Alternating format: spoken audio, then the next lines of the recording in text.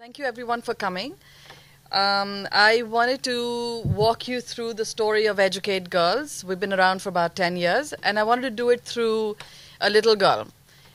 This is Jyotsna. She is 9 years old from Pali district in Rajasthan. And Jyotsna is one of the first people to wake up in the morning and one of the last people to go to bed every night in her family. She cooks, she cleans, she looks after her siblings. This is Jyotsna's family. Her father and her mother are daily wage laborers. And the thing is, Jyotsna doesn't go to school. She has never been enrolled. And that's because nobody in her family had ever had any history of schooling. So they don't really see the value in sending her to school. She takes the goats out every day for grazing. And in a lot of areas where we work, which are very rural, remote, and tribal areas, the prevailing mindset sometimes can be that the goat in the picture is an asset because you can sell it, and a goat is an asset and a girl is a liability because she just has to go to her husband's home. She doesn't bring me anything to my own family. And Jyotsna is not alone. In India, we have 200 million illiterate women, 3 million out-of-school girls, 64% female literacy. 47% of the girls are child brides, which means they're married below the age of 18. In Rajasthan alone, just a few years ago when the data came out, 68% of the girls were child brides and 15% married below the age of 10. So that becomes a massive impediment also, not just their own human rights, but an impediment to girls' education, because it's one of the main reasons that they don't go to school. It was really for the gender issue and also because even in my own life, education was the one piece that really opened doors for me. And, I can work anywhere, I can do anything because I had an education. So it's because for that reason that I started Educate Girls in 2007 for girls like Jyotsna. And one of the first things that we do is because data is highly inaccurate. I don't even know where girls like Jyotsna actually are. So we first and foremost do a door-to-door survey, which is a census-like activity. And so we go to every single household, every single village where we work, and we build community-based maps like this. So we'll map every household that's there in that village, and then go and make sure and count all the children, girls, boys. Every child from the age of 3 to 14 is counted under this survey. So it forms an accurate baseline so that I know where out-of-school girls actually are. That's our CEO, Suresh, and as you can see, we draw our logo onto every single household. So if you go through any of our geographies where we work, you will actually see this on every door and every wall. And what this really means is that's our logo, and then it says Educate Girls. 70 is like a household number, and that number 2 shows that there are 2 out-of-school girls in that house. So it's really a very sort of boots-on-the-ground, heavy activity that's done every time we get into a new area. And that's essential because, this is Deepika. She's our change agent. She's our community volunteer. But she needs to have that data to actually be able to find girls like Jyotsna who are not going to school. So Deepika is about 18 years old. She herself has finished the 12th grade, and she's from the same village as Jyotsna's. We found her during our intense recruitment activities, and then she was trained, and now she works with us as a community volunteer.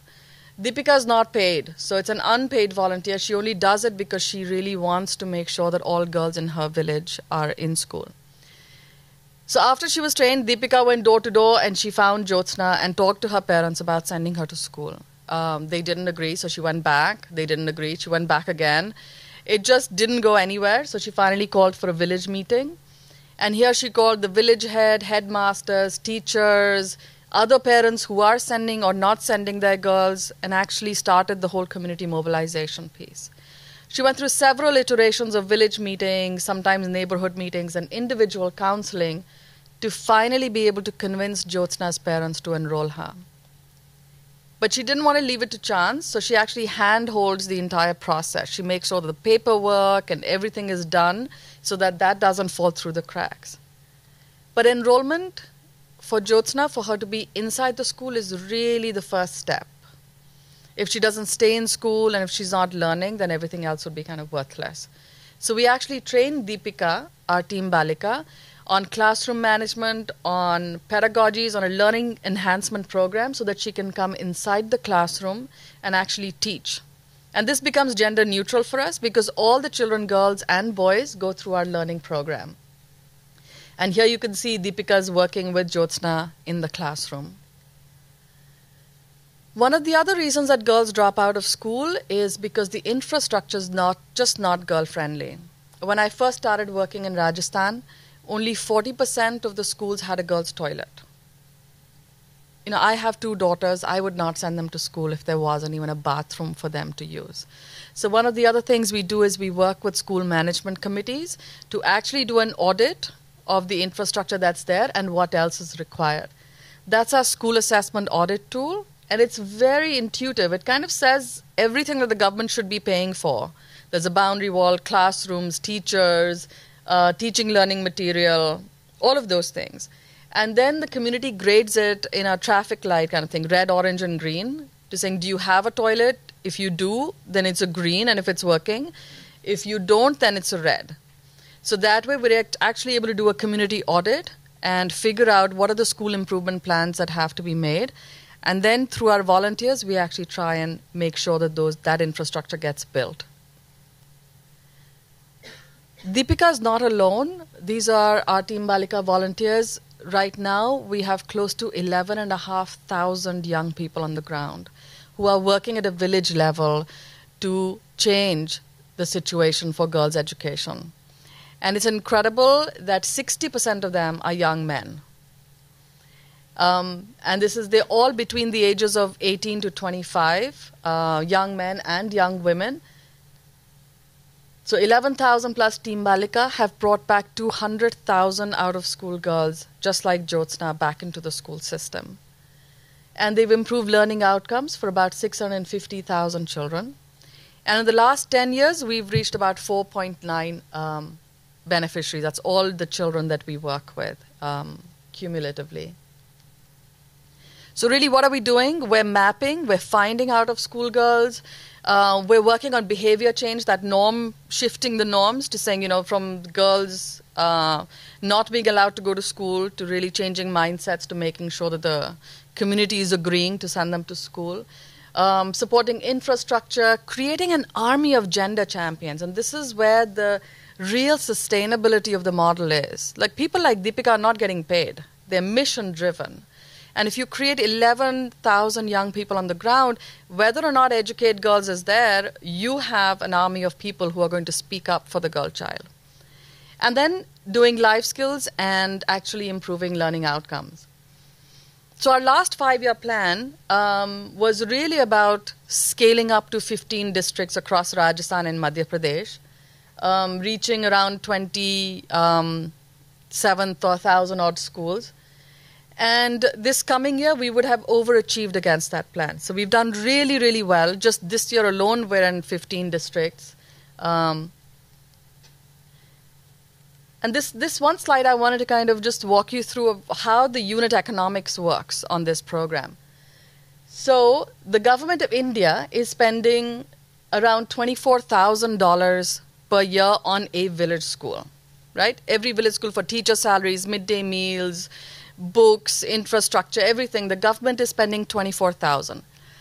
But what's key, and this is a lot of money because in Rajasthan alone, you have 80,000 elementary schools. So that's just one state. So that's a massive amount of investment. But the problem isn't the investment as much as the return that you're getting for that investment, right? So for that $24,000, what you're getting is 15% of the girls are not even in school. They're like Jyotsna, either never enrolled or dropped out, right? Girls, 35% of the girls are not attending. So they may be enrolled, but they're not actually connected to the school system on a regular basis. And then barely 15% can read and write, as you can see from the ASAR report, which comes out every year. So basically that 24,000 is giving you very little return against that, that major investment. So what happens? We take a little bit of donor money, and then after 3 years, we're spending about $300 per school, right? That's our philanthropic capital that we're spending, which is about 1.25% of what the government spends. But leveraging that 24,000, after 3 years, only 1% of the girls are out of school, around 13% not attending, and now over 40% can read and write. So you've actually taken that same investment, and with an extra 1%, you've tried to shift that entire situation around. And that's what makes the model kind of really scalable and replicable, is really how that. So the last 10 years, we built a scalable, replicable model that reaches the hardest geographies, but also the model has become so good in terms of delivering results that we were the first ones in the world, pioneers to launch the world's first development impact bond, which is a pay-for-performance contract saying that you can pay us after the results are achieved, after girls like Jyotsna are in school, and after their learning outcomes have gone up and validated by a third party. So that was, again, a big milestone for the organization. Now, we've really been planning. Our last 5-year plan gets over in a few months, and we've been planning to see what do the next 5 years for us look like. And there were a lot of questions. We were like, should we change the program? Should we go back to the drawing board? Should we rethink things? Or should we keep everything the same and like scale the same thing to more geographies? How can we scale more aggressively? What kind of partnerships should we be forming? What should be the role of technology? And depending on wherever we get to and whatever scale we get to, how will we fuel that scale? Where will we find the money, and what kind of money do we want to find? So there were lots and lots of different questions that we were grappling with. What does the organization look like? And how will we continue to ensure that it stays sustainable? So one of the first things that we realized was that in the last 10 years, we'd built a model to bring girls like Jyotsna through the primary school. So enrollment, retention, learning, that we can ensure that all of those things happen for her. And also to make sure that she stays in school till the 8th grade, because that's where the Right to Education Act in India currently goes through. So what you see in that sort of lavender color, enrollment, retention, learning in primary, and enrollment and retention in upper primary, is what we do currently. But we realize that for Jyotsna, the real gains will come in if she gets into secondary school. That's when the major gains happen. And here I'd like to take a minute to point out that currently only 1 in 100 girls in India finishes class 12. So all of us Indian women who have completed the 12th grade are the 1%ers, right? And this is a major piece. How will you have female teachers, nurses, or female doctors, or female politicians, or police women, if they're not even going to be able to complete the 12th grade, right? So we felt that to really get a leg up, we had to move beyond the elementary school. So enrolling Jyotsna in the secondary, in the 9th grade, make sure she can survive the 9th and 10th grade, is where we're going to take the model up. So really providing her that coverage. Second piece, 6th, 7th, and 8th, the learning lags are huge. Most of the girls are not making it to the 9th grade because Jyotsna will have such massive learning lags. So really adding that learning a foundation course in the middle school is going to become critical for us.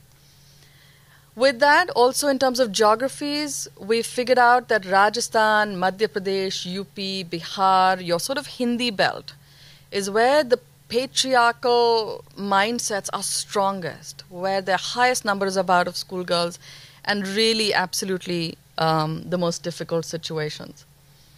So essentially in the next 5 years, we will up our program, so we will deepen it, going from just primary to actually making sure that girls like Jyotsna, hand-holding them through adolescence and making sure they get into secondary school. We also want to scale aggressively through partnerships and forming partnerships for either content, so technical partnerships, or delivery partnerships.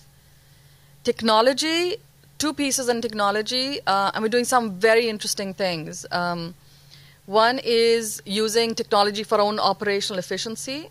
So for the first time, an Indian NGO, we're using machine learning to build a predictive index for out-of-school girls. So actually, we should be able to predict in UP or in Bihar where those high-incidence villages are so that we can get to those much faster. And it's very interesting. We find that 10% of the villages can have as high as 50% of the out-of-school girls. So, but figuring out where those villages are will help us very rapidly get to the girls who need it the most. And again, diversifying our funding sources, building institutional capacity as an organization, and really continuing with the sustainability pillars of, making sure that community engagement and community ownership is at the core of our work. So really, in the next 5 years, we will scale to 31 districts, 4 million children, and 4 million children that we will be working with in 2023. But essentially what that means is that in the next 5 years, we will reach 16 million children overall, which is a very, very aggressive scaling plan. But really, the main reason we want to do that is because when girls go to school, for each year of schooling, their income goes up by 10 to 20%. They are less likely to be victims of domestic violence. They're less likely to be trafficked. If they marry later, each year you keep them in school, you actually delay their marriage. So you actually combat child marriage through education. If they marry later, they have smaller, healthier families. If Jyotsna is educated, she will be 40% more likely to immunize her children. And also it breaks the cycle of illiteracy because educated mothers are 500% more likely to educate their children. So really, simply put, Jyotsna is the biggest asset our country has, and a goat is just a goat. Thank you. Thank you very much for that presentation of really a very clear underlining of your work and demonstrating the importance of investing in the girl child and in girls' education. I thought your last couple kind of part of your narrative where you created that multiplier effect, what social scientists call you educate the girl child, what are you going to see? The questions around fertility, delayed marriage, immunization, healthier families, violence, all of that has been so clearly demonstrated in the research, and the fact that you are seeing it already in the work that you do is hopeful. So let me start, please, and I have a few minutes to ask a few questions before I turn it to the audience, and I know they have lots of questions for you. Here's what's puzzling. The research is there. People like you are spelling it out already, what investing in girl child does, right? So why do we have this profound, persistent gap in how we educate and who are the beneficiaries of education?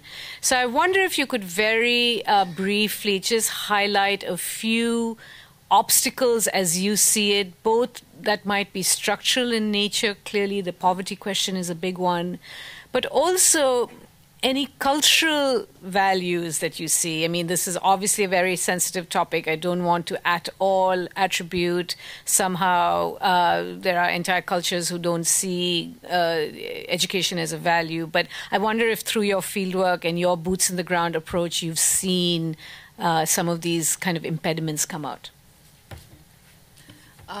No, we see a lot of the impediments. I think that specifically, I wouldn't call it cultural. I think you can be in an IIT and you can have casual sexism, and then you can have very heavy patriarchal norms that keep girls down. So I'll give you one example of what, just to symbolize what that kind of patriarchy can mean for a girl in a village. So Michael Aborcha is here, and he brings his children to the field every year. And last year we went to Ajmer district, and he's got 2 little boys, and we were sitting like this very much with a huge group of girls, right? And we asked everybody to go around and just introduce themselves. One of the girls got up, and her name was Naraz Nath. And Naraz means angry. So I said, Bacha, why did you get a name like angry? She said, because everybody in my family was so angry when a girl was born. A few girls down, another girl whose name is Antim Bala, which means the last girl. And she was named that because everybody hoped that that would be the last girl that would be born. The Team Balika volunteer in that village is called Achuki, which means somebody who has come, was not wanted, but has come. And that's what the barrier is that we do not value. The lust for the male child is so strong in our cultures that a girl always knows that she wasn't really the choice. So the government of India passed the right to education in 2009, and clearly some of the improvements that you've talked about are a result of that. But what we continue to see is the lack of allocation of real funds, right? So India, for instance, has never gone above 4% of its GDP to allocate to its education, and currently it's at 3.7. So my question is it a lack of political will? Is it apathy? Clearly the political class don't send their children to government schools. They don't keep them at home, clearly. So what's going on here? Children don't vote. I think that's what's really going on. Is totally, they don't really care. Like you said, they send their children to private schools. So it's not as if their children's future is compromised in any way by the lack of funds, and also whatever funds do come in, like looking at that slide, is like, what do you get for that money? Even when you spend it, all that input-based financing, but there's no results. There's nobody holding the education system accountable to any kind of results. So all of us who have connections to India or any of our travels, we see schools sprouting everywhere, right? Private schools, government schools, schools in slums, schools in one-room houses. So education is big business. I wonder if you can talk to us a little bit about the role of proprietary or for-profit education entities that exist. Clearly, they're in an unregulated realm. What is their role? Can they be harnessed in any way, or is it just one more part of the problem? So I think what it's really showing is that there's aspiration. Even the poorest of the poor have aspirations that if their sons and their children go to school, they will have a better future. But I think and India is such a large country that I think we will need all kinds of players, private and public and everything. I don't think we can stop that growth. However, the only thing that I worry about is with the private schools, and especially when there's a lot of philanthropic capital funding low-cost private schools, as they call them, right, is whether or not they've looked at equity and gender issues. Yeah. Because those can tend to worsen in for-profit models.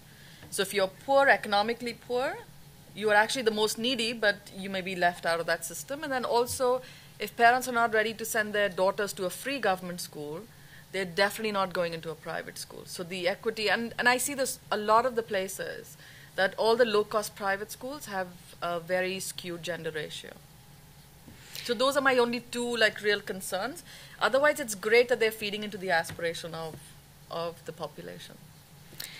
So Safeena, you showed through your slides there's a huge need, right? 3 million girls out of school. Who's going to pay?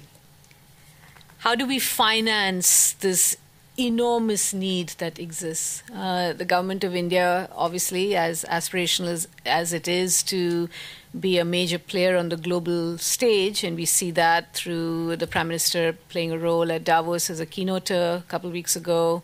India is a major entity now in global arms trade, a leader in technology, but there are these key structural factors, persistent, chronic, endemic, that we see, right?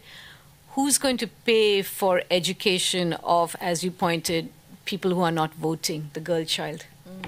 Yeah. I think, I think eventually there has to be, there's so many issues around that. First of all, what I also feel is that there's a lot of talk about gender, but there's no money really backing it, right? So even with Educate Girls, most of the institutional funders we have, none of them there's no new money for girls' education. They're mainly education funders who also tend to fund us. right? So even though we talk about the need being for girls' education and with a gender lens, there's not actual money that translates into that. Even with the Nirbhaya fund, I think hardly any money actually got allocated, right? And even less got even spent because nobody even made the effort. So in some ways, I feel that if it has a gender lens, then it just goes down the priority on a political level in some ways. So one of the things that, and also like the money that is there is how effective is it? Like we were saying, you're spending $24,000 on a village school, like one tiny village school with some 70 children in it, but all you're doing for that 24,000 is having maybe 15% of the kids being literate and numerate. Nothing more than that. No higher levels of quality are being delivered. So one of the things that we looked at was that, by piloting the world's first development impact bond, was saying how do we shift the focus towards quality so that the money is tied directly to impact that we want to see and the result that we want to see on the ground. And the whole idea of this one was that it would be a proof of concept that the government could pick it up. And we thought, and this is like very naive, we thought that the government would be like, wow, I only get to purchase impact. Like, I don't have to take any risk. Right. Because somebody else, philanthropic capital or somebody else would be the risk capital, right? And we thought the government was going to love this. And therefore, they could just do this kind of outcomes-based contracting and saying, once you deliver, like, this is my critical area, go deliver the results. And once the result is validated, we will pay. However, we thought the government would be the biggest partner. They are the biggest adversaries. They don't want outcomes-based, performance-based financing. We've had such a hard time banging our heads trying to say, everything is open source. It's an educategirlsdib.org website where every single piece is out there in the open, and we found no takers for it. So it's so much to do with, the political will as you were talking about it. So my last point is what I found hopeful, Safeena, from your talk were actually 4 elements, which I'm sure the audience picked up on. One is your 12,000 volunteers working, young people who are actually, trying to pick up where the government is not. Also, it's a form of kind of community-based participation, leadership that is coming bottom up. So that was a hopeful point. The second I thought was your use of data and evidence to build out your model. As a political scientist, I can say where there is no data, there is no policy, right? So clearly, once you're showing that this is the need, here is how you're disaggregating by gender, it's quite clear where the work needs to be done. The third point I thought was very interesting was your innovations around technology. And you talked a little bit about that and what you're doing to kind of predictive models that you're using. And finally, and I'm hoping that you have some really clear and wonderful ideas around scaling and designing, because the need is so huge. If you have such large numbers of girls who are out of school, then leading to illiteracy in women, and then and therefore kind of economic security, insecurity down the line. The problem is really downstream, and we need to be starting to pick it up there. So I wonder if you can just very quickly tie in where this vision and leadership around these issues, your volunteers, your use of data, technology, and then the scaling piece. I know it's huge. I could probably open it up at that point. Yeah. So I think because we have our scale is pretty big. This year we're in 12,000 villages, working with 21,000 schools, and we have this huge army of volunteers that actually does all the work on the ground. So just in the last 2 years from our door-to-door surveys, we found ourselves with data for 3.2 million households. And each year that goes up because we cover even more and more geographies. So we realized that, we've got something, and one of my board members says, data is the new oil. Like every time we talk about it, it's like, data is the new oil. Like, it's like, okay, it's not like bringing us any money. But we decided that there was real opportunity for impact here. So we spoke to a ton of technology firms who actually said that we can build a predictive index. So right now I got a call from UNICEF in West Bengal saying we want to find all the out-of-school girls, but we have 70 districts that they needed to cover across Bengal and across, like, all these. And there's no way 70 districts, by the time they do, that's like millions of households. So now we're going to work with them to give them that top high incidence 10% of those villages that they can just cover and find more than 50% of the out-of-school girls, like really quickly. And it's actionable data. So we're really using this machine learning piece to be able to bring it to gender programming and to bring it to creating social impact. Because, I mean, why should Facebook and Instagram, be able to do all the things with technology? In the development sector, I think there's a huge opportunity for us to be able to use technology in very effective and actionable ways. So that's something that we're doing. We're also looking at a lot of correlation stuff and getting into more deeper kind of causation studies, because we're also finding that about 25% of the villages don't have any out-of-school girls. So there's a real opportunity to study saying what's happening here, that everybody in the same kind of Jhabua district, which is very tribal, it's a very difficult area to work, yet you've got a quarter of the villages where the problem's not there. So using a lot of this data and technology to try and make that, to sort of improve our understanding of what's going on. Safeena, thank you. Let's open up to the audience, please. So I will identify you. If you could just also say who you are and then keep your question brief, please. Yes, lady in red. Joyce Mitchell. I thank you very much for that overview. I mean, it was incredibly interesting, and I can see that you've got a life cause here with plenty of work to do in the future. I was interested in the 12,000 volunteers, especially how can they afford to do that? Do they do it part-time, or do they work, or are they a different class of people and they have plenty of money, or how does that happen? That's a really good question. So we actually, over time, we figured out that there's this one, like you said, class of people. And these are kids who have just completed their 12th grade. And most of the time, college is too far. So they end up doing college through distance learning. So they're sitting at home, and then for 3 years, they're going to spend their time getting a bachelor's or something. But during that 3 years' time, that's when we capture them. And because if you're in a village, you're never going to get an internship. There's no opportunity for you to go and learn. So because being a part of this, they get trained. They build a peer group because there are 50 of them that come together for the trainings, and we make the trainings really fun and exciting and enjoyable. So it's really the alignment we found is that young people do want to give back, but also they're seeing it as their own career development plan.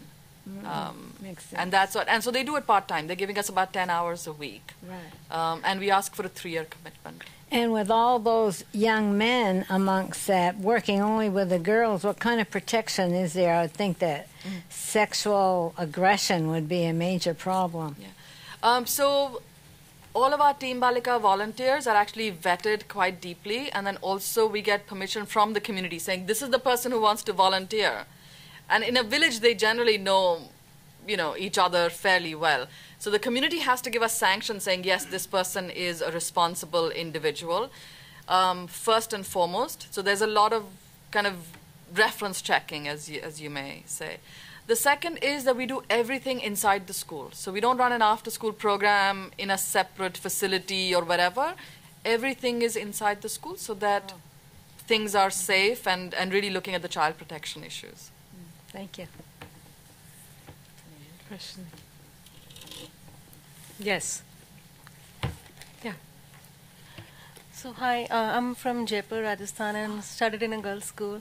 So this pretty What's your name? Prachi. Prachi. Yeah. So this interested me a lot, and I just wanted to ask. I mean, I've worked in villages also, and I've seen that they tend to use girls as a medium to increase their income. So is counseling is the counseling the only way in which you're going around, and how do you convince them that to spare girls hours for education and not for helping them to increase their home income? I mean, how does that work? I mean, apart from the community thing, apart from the whole mindset, this economical thing, how do you combat? So a lot of the younger children, there's not that much of the economic activity at this point. Your main bottleneck becomes the household chores, right? But for the older girls, that becomes a much more important piece because they can get a job in Narega or they could be earning money. And so we have to just really negotiate. And I think one of the big negotiating tools we have is a right to education, saying it is the law for you to send the girls to school. But the second is we try and negotiate. So a lot of the times you're finding girls will negotiate with their families. So I'll tell you a story of one of the girls. She makes coal out of wood, right? So she has to go fetch the wood and then she makes the coal and then sells it in the market. But now we started very slowly. We said, okay, let her come for 2 hours in a day. And then it's like 4 hours in a day. And then slowly to be able to map that out and negotiate it individually. And sometimes you have to negotiate with the father, sometimes the mother, sometimes it's the mother-in-law. It's a cycle of just constantly trying to push and see where it gets you. Let me ask you a follow-up to that, please. You know, India is going to account for 25% of the global labor pool by 2030, I believe, right? And you made a case very well that, you know, education and investing in education is a pathway out of poverty, out of precarity, and towards greater economic security. So tell us a little bit about the nature of education that you are envisioning for these girls that will actually allow them towards greater economic security. I mean, you talked about the fact that this girl is creating coal so she can sell it to the marketplace. So if she's in school, then she's not selling it. It's a loss of income. Families also use the girls to go get water. That's a whole other area of research, just getting water, getting firewood. Those are all economic activities that are not valued or they don't show up in GDP counts, right? That is work, though. So what is the nature of work that you are seeing these girls being able to do once they go through some form of education? I think there are lots of different things. And because our children are smaller, they will take much more before we see their real career paths kind of emerge because we haven't been around for that long. But really what the change that we're seeing is a lot faster is in our Team Balika volunteers, right? Because they're already, so you see how the nature of exposure, training and education changes them. So in the last 5 years, we've seen our Team Balika members get into the police force, teaching, seen them get into like satellite towns, like for your rural BPOs and the call center jobs. But the most fantastic piece was last year or the year before, we had the Panchayat elections, right? A lot of our Team Balika members, especially young girls, stood for elections and won. Because the last year Panchayat elections, it was mandatory that you had to be 10th pass.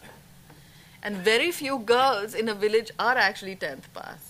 So the ones that were engaged with us and already had the confidence, they could stand up and talk in a village meeting, they could present, they just had all the key skills that they're all getting into and becoming ward panch and sarpanch and so there are lots of different paths that they're finding. Mm-hmm. So just to add to what she said about the election, that was in 2016 in the Rajasthan Panchayat elections. And many of the families, their daughter-in-laws were actually 10th or 12th passed. Mm.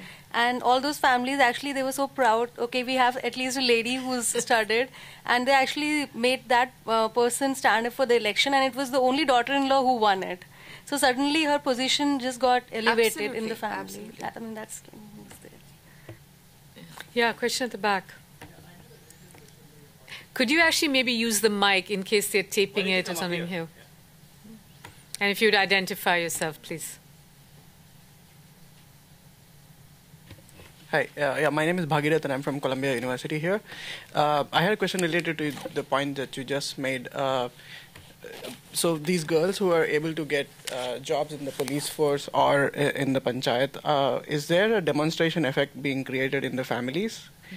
And also, has this brought about a change with the government? Because I think one of the reasons why the government hesitates to fund any project related to education, especially girls, is that one, there's a gestation period before it starts showing results, as in measurable results, and two, in the case of girls, there is also a longer gestation period sometimes because it doesn't show results anyway in society usually. So, yeah. So, is there a demonstration effect? Absolutely, and I think especially for girls, like having role models becomes critical. So having our 40% of the Team Balika volunteers also being role models, I mean, it just changes the nature. So I see little girls earlier. If you ask them like, "What do you want to be?" the only thing they ever had seen a woman do was be a female teacher, right? So they'd all be like, "Madam banna hai." Like it was always like very clear. I want to be the madam because that's the only job they'd seen. Now, recently, I was shocked at this. One little girl, I asked her, I said, "What do you want to be?" And she said, "I want to be a patwari." Do you know what a patwari is, right? It's the person who keeps the land records. Oh. And just so its aspirations are like diversified. No, but that is so critical to rural wealth, land, right? Yeah. And title deeds to land. Yeah, and she said, and I said to her, I said, "But why do you want to be the patwari?" And she said, "Because then I will know where the cheap land is, and I will buy it, and I'm going to sell it really expensive, and I'm going to become very rich." But she kind of had made the associations between what is the job that I need to get into. As the person who keeps the land survey, she understood that that's the guy who's holding a lot of information and a lot of power. So yes, the power of those role modelings is unbelievable. Question. Hi, Radhika Iyengar from Columbia University. Safeena, my question to you is regarding this. How did you come up with this idea of having community volunteers? Because there are all these organizations, they may not be working or they may be very ineffective, like the Village Education Council, the parent-teacher organizations, panchayats, and other organizations. Maybe there are women bodies or councils that are there in the villages. They may not be effective, but maybe you could have utilized their capital and would have spread your message across rather than creating a separate volunteer group and then seeing whether they get integrated into, their career paths or, the other things that I think are very crucial for your program. But maybe think of like existing bodies that are there who could have helped you pass on this message. No, I think that's really important, and I think working with those existing bodies is key to kind of long-term sustainability. So I absolutely do not disregard that at all. And actually, in the model, so we needed one person to be kind of accountable at that village level, right? Because these bodies have their own roles and stuff. But the problem that we were finding, let's say with the school management committee even, right? We work extensively with school management committees. Most of the time, it's made up of parents, right? It's a parent body. And parents are like Jyotsna's parents. Because they are themselves, not able to read and write, they haven't been to school, it's very hard for them to actually influence the education system. So we wanted one educated person from the village who's trained, who can actually support these bodies.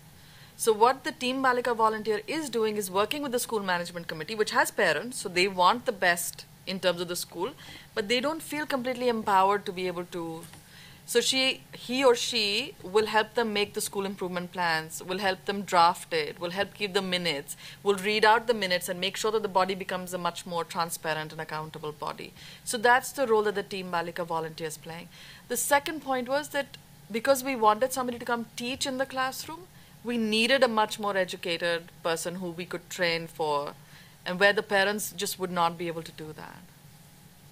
Mm-hmm. Question. Nisa Guthrie-Mueller, I'm one of the rising leaders here at Asia Society. To what extent do you think remote learning and technology is going to help advance your program and the female education in India in general in the coming 5 to 10 years? And how accessible do you think it will be possible to make that in these remote villages, long term? Yeah, I think the technologies are there. Unfortunately, the kind of villages where we work, because we work, like I said, in very rural, remote and tribal areas, most of my primary schools, electricity is not even mandated by the government. So if there's no electricity, it just is like a massive barrier to any kind of technological solutions. So girls like Jyotsna are coming to school in the summer when it's 40 to 45 degrees centigrade without even a fan, and they're coming to school in that weather. In the winter, it's freezing cold. Rajasthan gets very cold. But again, so that becomes the biggest impediment to really, be able to do. But maybe that, by the time you get into secondary school, that's where electricity. The government is expected to provide electricity for those schools, so there is more opportunity there. Question. Hi, I'm Shilpa Sanger. One of the things I have heard from Rukmini of Pratham and some other organizations in India is part of the problem is the teaching in the schools at that level. They're not being imparted what the parents think they're sending the child to school for. So what I gather, you have your volunteer. How many such volunteers do you have in the schools, and are you able to measure the outcomes? How do you do that? I'd like to understand that, please. Absolutely. So yes, the quality of teaching is a real issue. And it's a quality, but there's also another piece. And I'll talk about so we have, so basically there are two aspects to learning, right? First of all, you learn to read, and then you read to learn, right? Most of our children haven't even crossed the first leg, right? They're not even fully literate and numerate. They're not even fluent enough to then be able to, so this is where we're working, right? In that initial, just bringing them from pre-numeracy and pre-literacy to that kind of a fluency. That's where Pratham also largely works. So that's the space, and I have completely forgotten what was the question. Sorry? Outcomes. The outcome, yeah. So in the development impact bond, where we have the best data, we have treatment and control. So we wanted to also establish a really clear counterfactual. We're seeing very statistically significant results in terms of the learning levels going up for children, right? So this is just a 60-hour remedial program that takes somebody from a pre-literacy, Hindi, English, and math, all the way up to, like the ASAR tool, right?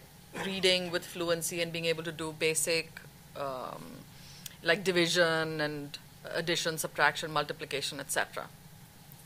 And we're seeing very, very strong results. The approach that it has taken is that, how should I say this? The way we built it is we actually didn't go to the regular education pedagogy people. We went to an organization that works with special needs kids. And the reason was we believe our children, and especially in the areas that we work in, are special needs kids because of social and severe social and economic marginalization, right? I'll give you an example. About 30% of my classroom is actually, I don't know what the technical word would be. Development delays? Yes. So I've seen girls in the 5th grade who can barely sit. So your cognitive ability is just, so much lower because of the big nutritional gaps that you've had in your childhood, right?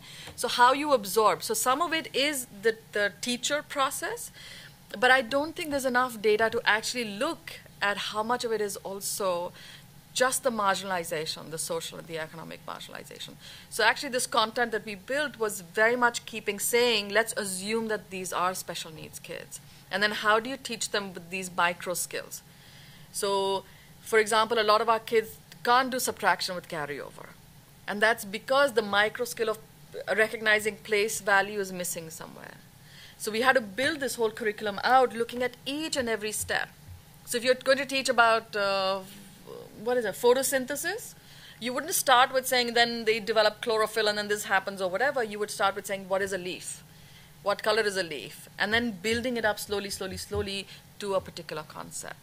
So that's how we've actually built all of our content now. And we're seeing massive results because children are actually able to fill those little gaps and then be able to get the bigger concepts. So you're also training the teachers? So we were training the teachers, and the government has cut back 90% of the teacher training budget. So now we're actually just orienting the teacher, but making sure that the capacity through our Team Balika is getting into the classroom. And I think that's part of the frustration, right? You have a Right to Education Act, piece of legislation, and then this chronic underfunding of teachers. In fact, there's lots of estimates which say, there are entire classrooms in India where there are no teachers present, or a teacher might be managing 4 or 5 classrooms at the same time. In fact, there's one UN estimate which says you're going to need over 3 million primary school teachers by 2030. And over 8 million secondary school teachers. And there is no pipeline at all now being created to develop the training and the proficiency and skills level of teachers. So that is a major, major hole and gap that currently exists. I just want to actually go back to a point that you made, when you bring up this kind of stark realities of development issues, nutritional needs, cognitive disadvantages.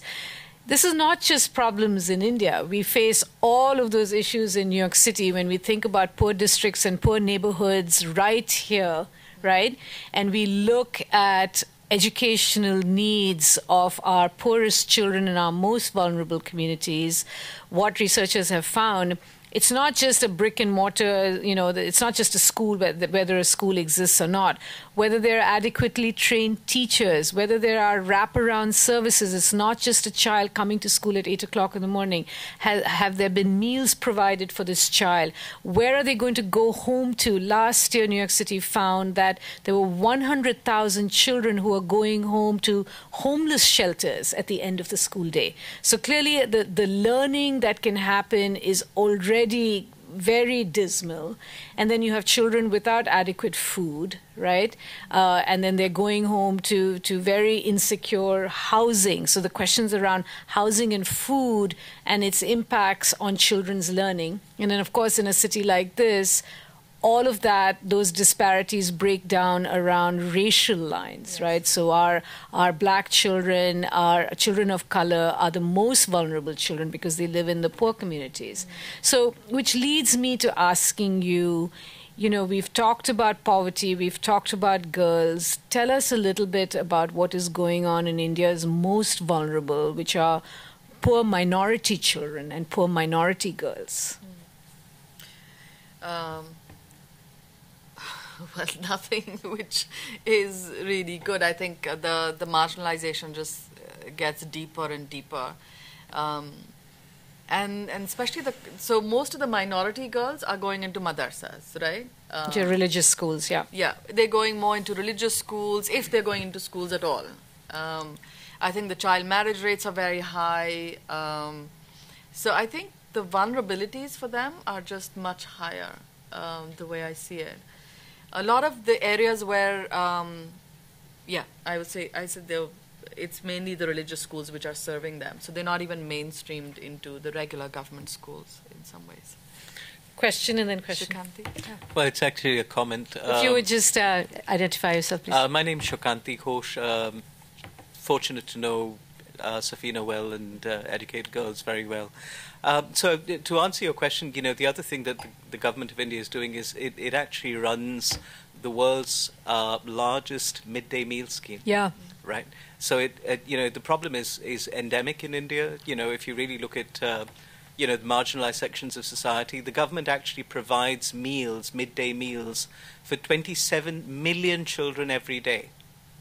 Right, and these are full, proper, hot meals. And that's only because, that's the only incentive that parents have to send their kids to school and keep them in school. So, it's just that the problem is so big. It's a bit like whack-a-mole. You try and take care of one bit of a problem and there's, something else that pops up. Yeah.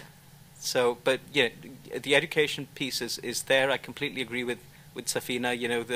The marginalized children are much worse off, right? But I think, which is where I think hats off to Safeena and to Educate Girls for everything that they're trying to do.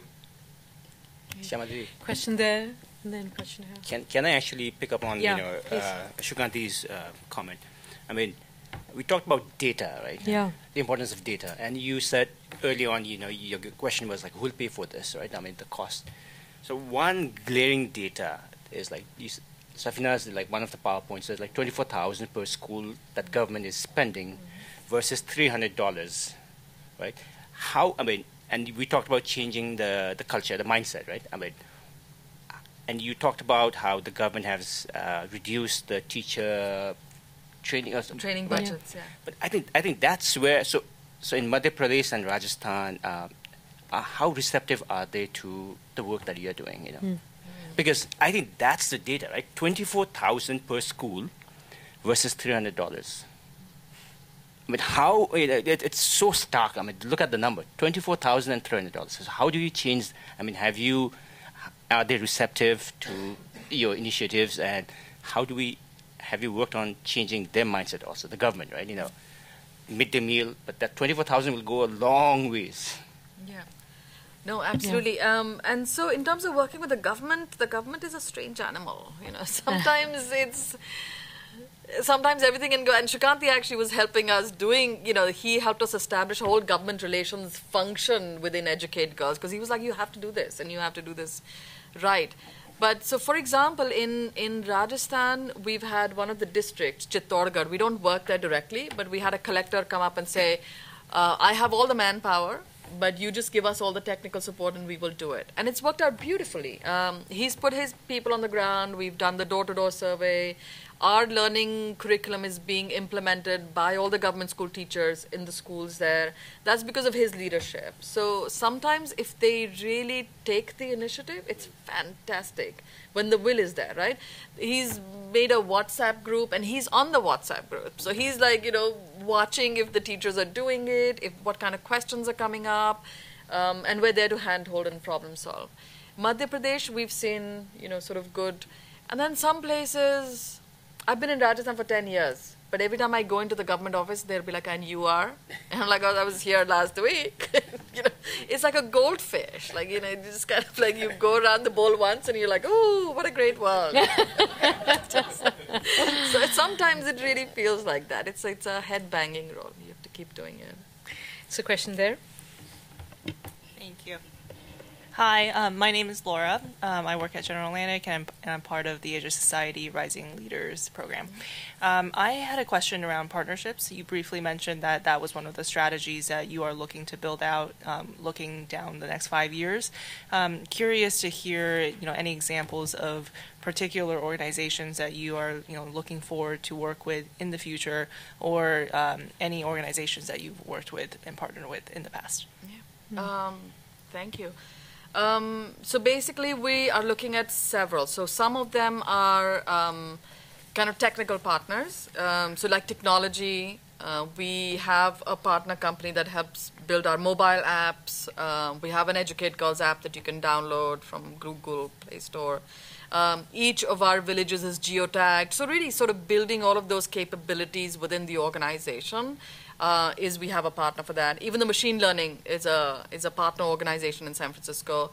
Like I said, for the learning piece, we're working with Solzark, which is an organization that specializes in pedagogy with special needs kids. They have kids who are like Downs and autistic who are completing the 10th grade in India, which is like unheard of. So we have a lot of these kind of partnerships. We also partner with Pratham on actually bringing a lot of their learning materials into our classrooms. So those are kind of programmatic content or technical partnerships we get into. The second kind of partnerships that we're now testing are, instead of us going boots on the ground district by district, we will have local organizations deliver. So that's being piloted by us now in Madhya Pradesh, and we'll see how well that goes. Because that's what will give us the much more aggressive scale going forward. Those are two mainly. And then, we also have a bunch of corporate partnerships. So in some ways, our 5-year strategic plan was built. We got help from Strategy and which was Booz and Company earlier. We've had Accenture development partners come in and do a bunch of work with us, like all pro bono. We've obviously had APCO with Shukanti coming in and really helping us around advocacy and government relations and how we think about that. So we have a lot of those which are not capacity building, but really like the best in class capacity coming into the organization and helping us problem solve. Question there? Yes. My name is Delane Brown. Are you meaning that there is not education only for boys and not for girls? Is that what you're implying? In the schools, the reason I'm saying this is that this is a patriarchal society we're talking about. After 9/11, there was a big push for education, schools for girls in Afghanistan. I think you've all heard that. And I've been in contact for about a dozen years with a man who has a project of building schools in Afghanistan. I think primarily in the Bamiyan Valley and other places like that.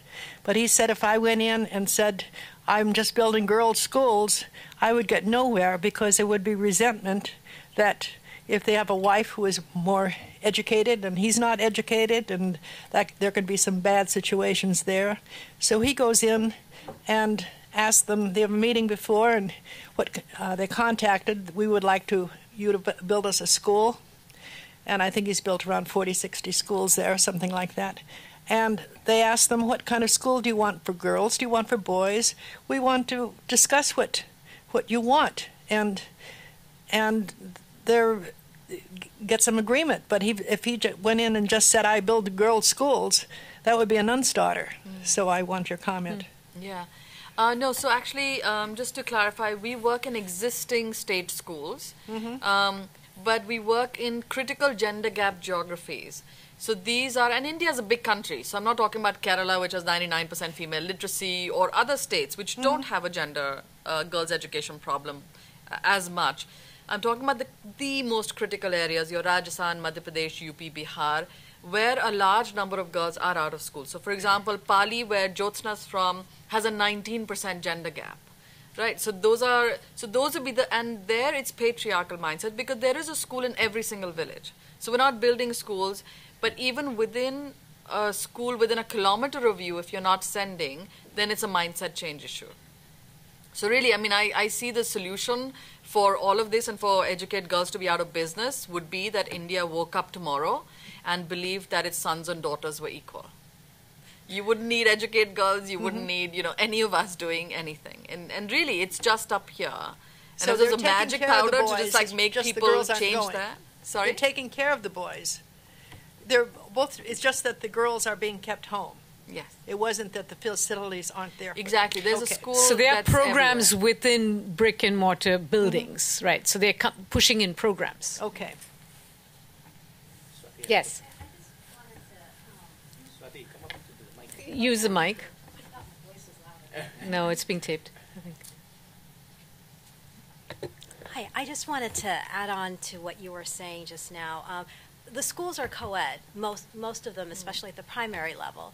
But I was in the field back in December, and one of the, it's kind of anecdotal, but it was so notable to me. I met with some of the village leaders, fathers, grandfathers in the village, and so you're talking about areas where there are child brides. And so now these girls are going to school. And there was a father there who said, I now need to find a husband who's worthy of my daughter, as opposed to, just, marrying his daughter off, thinking of her as a liability. He now needs to find someone who's worthy of his daughter. And I thought that was just such huge transformation.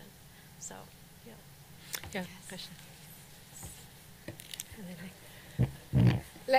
Let her go first and then you. Is that okay? Hi, my name is Rupande Mehta, and my question to you is, what effect are you seeing of puberty on these girls? Yeah. Are you seeing drastic dropout rates? And if so, what is it that you're doing to bring these girls back into the school system? Great question. I know. That's the big drop-off point, right?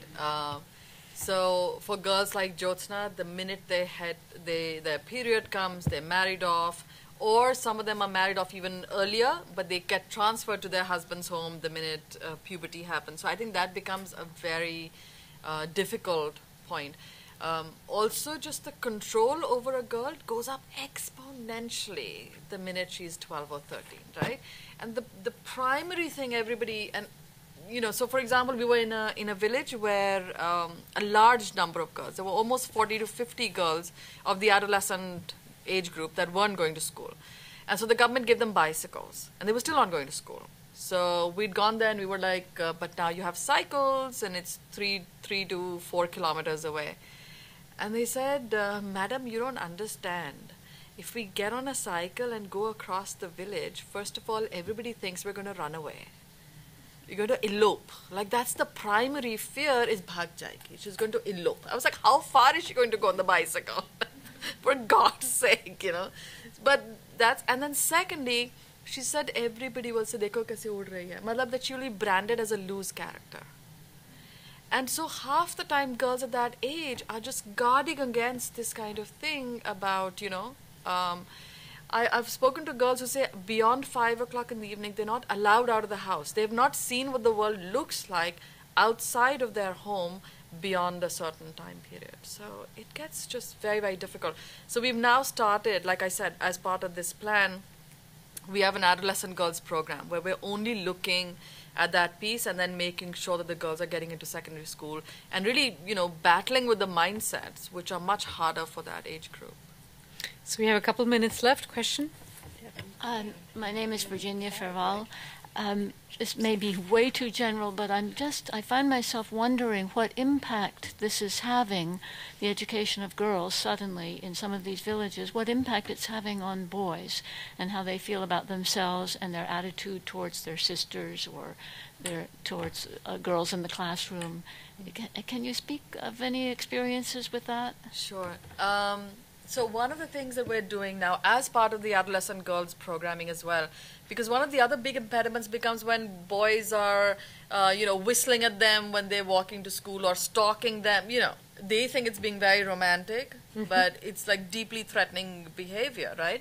Which is also the reason that a lot of girls will drop out because they just don't want to be stalked on their way to school and things. So, so we're seeing a lot of changes in that sense. So we're training boys as well to change their behavior. But one of the key things I saw recently was I went into a home and the father and the daughter were sitting and the daughter was reading out the newspaper to her father.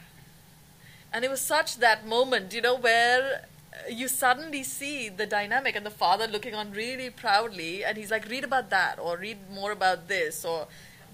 And that's the change that you want to see, So, and we have 60% of our team balikas are young boys because we really believe that the battle of equity is, rests with both of us, with men and with women, and it's not like, it's just us doing it. No. No, so we are kind of dealing with it, but young boys are young boys, they're not that old yet. It's the older boys that you have to kind of work with. But the little ones are like, and for them it'll just become the normal, that they're growing up and they should just be normal having girls and boys in the classroom. So, this past year, the Nobel Prize in Economics was given to a behavioral economist who came up with the concept of the nudge. I don't know if there are economists in this room here. But the idea being that you want to kind of effect behavioral changes, and in this instance, policy changes that will lead to value changes, cultural norm changes, right? So the idea being you educate girls enough, you just persist doing that as a policy option, you will see a win. And some of the researchers in this area, the social scientists who have done work in this area have found you put a woman as a local leader, in India it's known as panchayat, kind of local level, village level leadership, right? The men will resist, they will keep resisting, maybe they'll resist a month, 3 months, 6 months. But eventually they've gotten used to this idea of having a woman as a leader, and it will implement change. So it's known as a policy nudge. So it was very interesting to have the Nobel team actually award somebody doing this in the field of economics. It's been used in gender work so long, right? That you continue, you persist, you build those models of change, you're going to create resistance, you're going to find resistance, but eventually there will be norm and value shift. And I think very much what we're seeing, Safeena's work, trying to do that to that effect. So I think on that note, I think it's time to wrap up. And I think we're in perfect time. I just saw a note at the back saying, please wrap up. So thank you all very much. I think there might be time to ask Safeena some questions after we break. So thank you all for coming. Thank you.